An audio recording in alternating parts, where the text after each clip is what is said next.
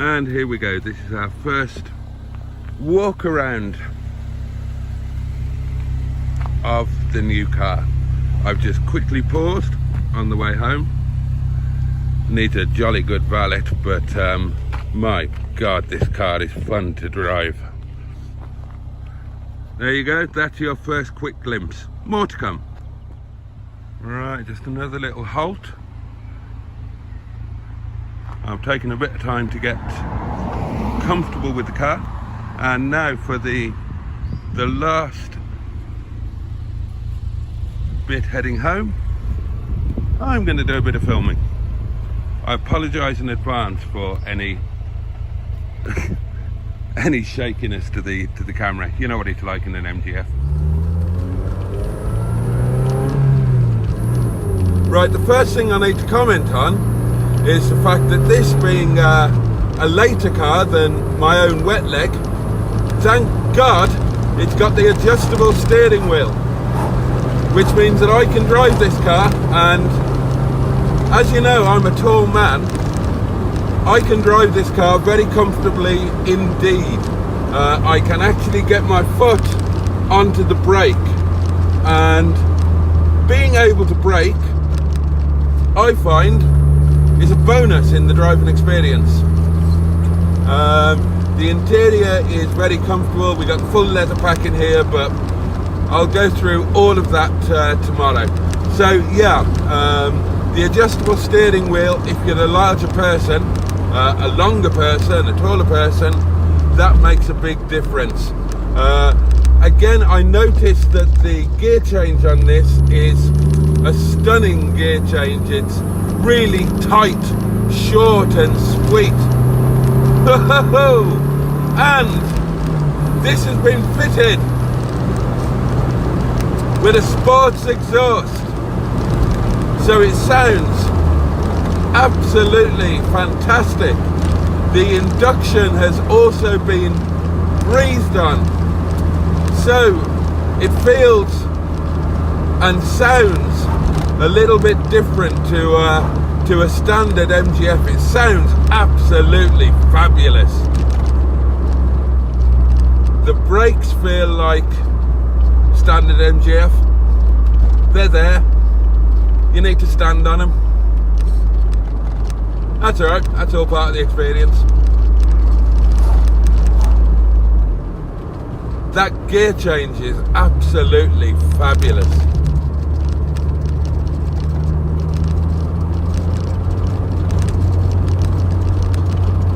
And the exhaust note is really addictive. When you're off throttle, there's not really anything there, nothing noticeable. But when you give it a bit of the loud pedal, my goodness me, sounds super. Suspension wise, as you can probably tell from the camera wobble, we're firm,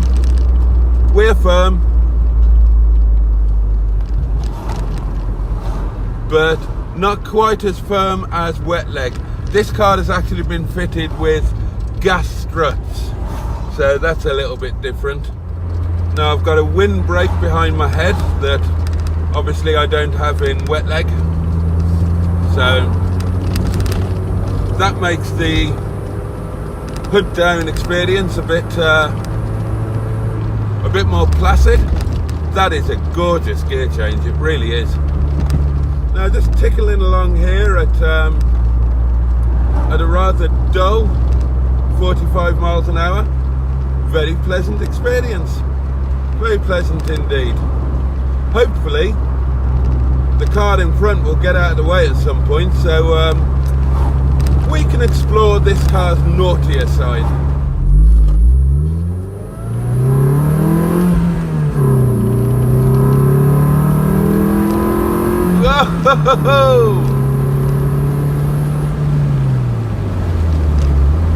Okay, that's fun. Get over. Another little driving observation is that this roundy aluminium gear knob, which I didn't think I would like, actually feels lovely in the hand and makes the gear change, actually improves it.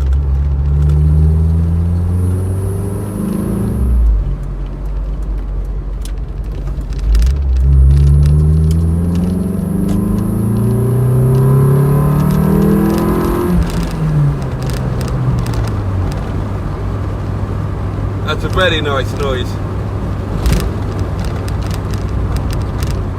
And this feels like a very, very together car. Everything feels tight.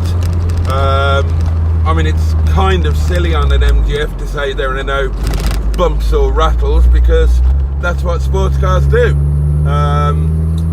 Certainly sports cars of this type, but it just feels very tight, very together. The steering is very tight and responsive. The gear change is just an absolute joy. The brakes are, well, the brakes are what MGF brakes are.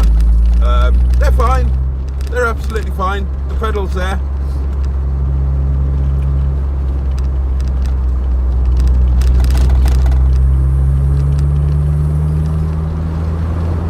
But the experience is most definitely enhanced by having that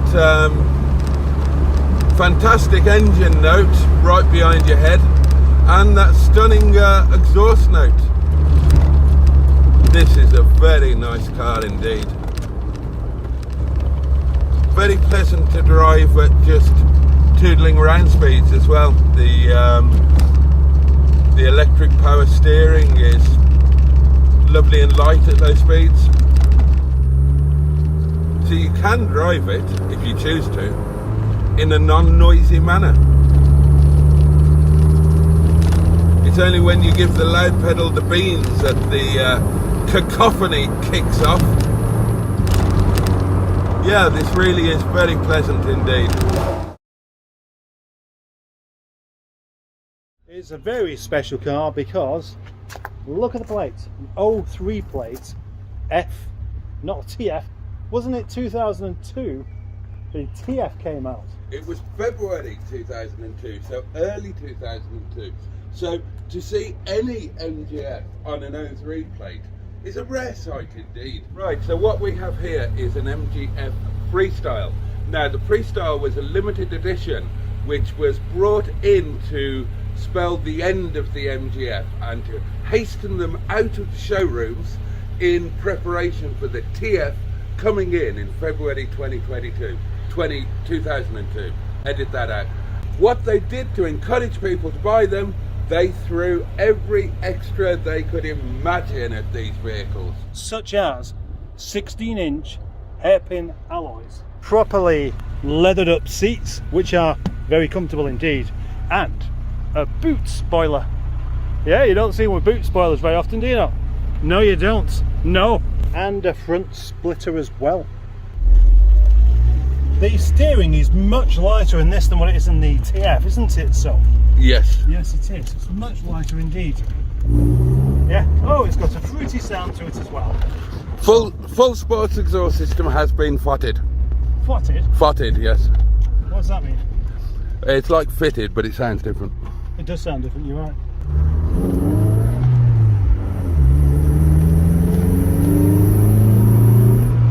Oh, a lovely little sound it has. It's hissy, it's like it's got a snake in the exhaust. Has it got a snake in the exhaust? That's the question. No, I can confirm that it doesn't have a snake in the exhaust. Oh, this is fantastic. It's a proper little sports car. Everything's tight and snug feeling, and it just makes you smile and want to go for a picnic. Hello, Matt.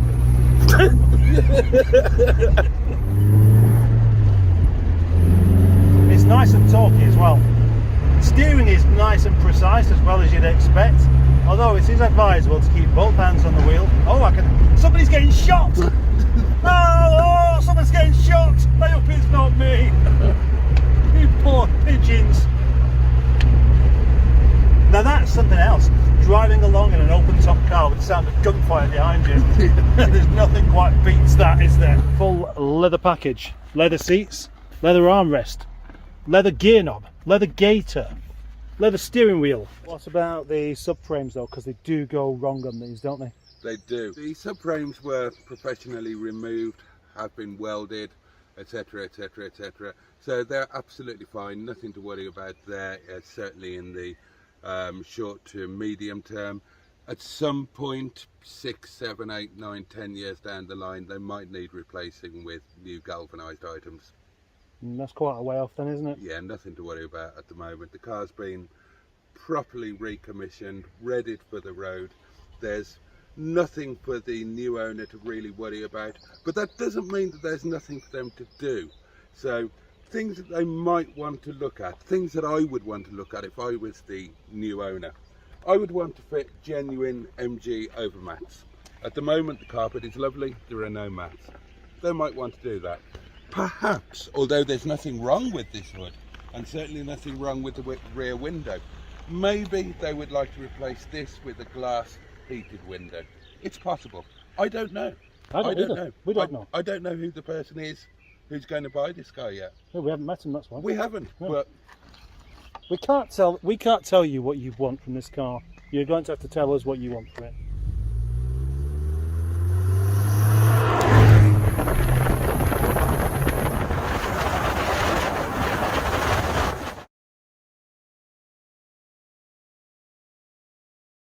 But today, I'm driving it from Chesterfield all the way back to Milnrow. It's going to be great. Oh, yes. It's absolutely planted. It's fantastic. There's nothing like a TF or an F on roads like these. And this one is it's just excellent, basically. So the plan is, today being Wednesday, I'm driving this car back. Tomorrow, because today will have been gone by the time I get back, I shall start the cleaning process of this car. A lovely, lovely, good clean. Clean on the inside, that's easy enough to do. Clean on the outside, easy enough to do. And then, scratches, swirls, any of this kind of stuff, I want this car to be absolutely gleaming. Out of all the TFs recently, this is the one I like the sound of the most, because it's got that lovely raughty exhaust. It's not too loud, it's not too embarrassing, it's not got too much of an induction growler on the go. It just sounds sporty. Like that. And that's good. That's how it should sound. It's not over the top, it's just nice. Welcome to P&HQ, Fanny. For a short while you'll have a lovely time here, being cleaned up, being made to look as lovely as you can possibly be before somebody else decides to buy you. And they will do. What a fantastic drive. What a fantastic car. All it needs now is a fantastic new owner. The first step is to give Fanny a wash, and I've done that. And the thing is, the paint's not that bad. It has been waxed, it's been buffed, and certainly you can probably see it doesn't look dreadful, but it does have quite a few patchy areas like this. A few minor scratches. Look, when we get close up you can see better, can't you? Yeah, we want this to gleam. Around the badge there. Ah, it's showing up now, isn't it? There we go. That's what we're looking at. That's the kind of thing that we want to get rid of today. So we can stand back and go, ooh. This will come up much better. Can we see that rough patch there? Yeah. Can we see that rough patch there? Can you see it? Just there. It's not dreadful. Around the bonnet, it's quite swirly. It's quite swirly where it's been tampered with. And there's another scratch there. Let's deal with that. It doesn't look like it, but this is an all day of a job. Because, you know, the car's got to be done over completely, as well as quite a few you know what I'm talking about, scratches, scratch removals. That's what I'm going to do.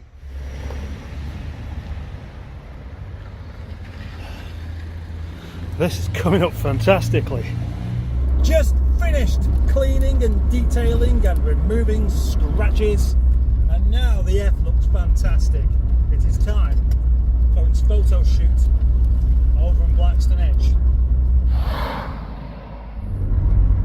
The MGF, a car that you should own, a car that you should at least drive, and you should probably buy this one before I find a way of buying it for myself. I want this car more than any other car I've ever had at the moment. I'm jealous of the person who buys it.